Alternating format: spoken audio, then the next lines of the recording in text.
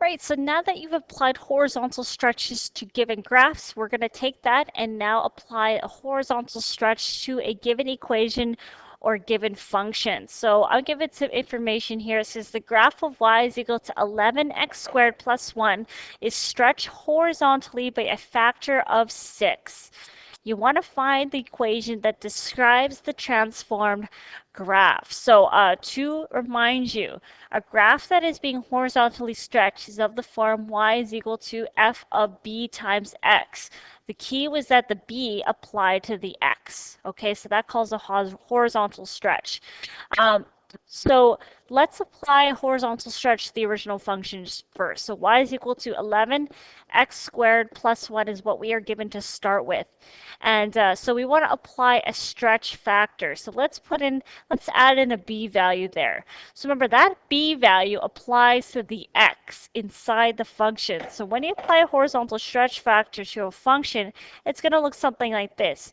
Y is equal to 11, and remember, x will now become b times x squared plus 1. Okay, so it is a little trickier. That b value has to be with that x. Okay, so x squared becomes bx all squared. Okay, so we still need to find the equation of the transform graph. In order to do that, we need to find out what this b value is. Okay, so going back to this function up here, our b value gave us our stretch factor. What was really funny about the horizontal stretch is that you had to take the reciprocal of your b value to find the stretch factor. So we are given one piece of key information here, and that is the fact that this is being horizontally stretched by a factor of 6. So my stretch factor is equal to 6. Now using this stretch factor, how am I going to get the value of b? Well, we're going in reverse here, but it's still the same process. To get the value of b, we simply take the reciprocal of our stretch factor. So the reciprocal of positive 6 is 1 over 6.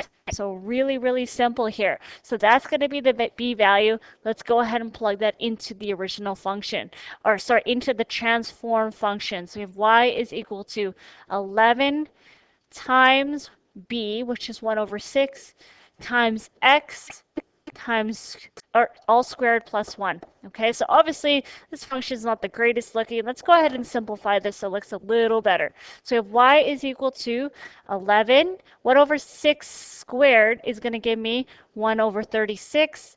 And x squared is, or x to the power 2 is going to be x squared, okay?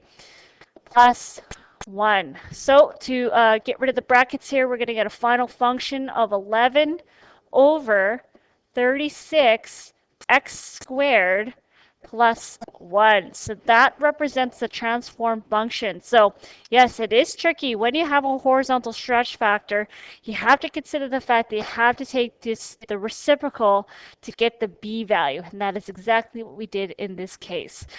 So that's how you apply a horizontal stretch to a given equation or given function.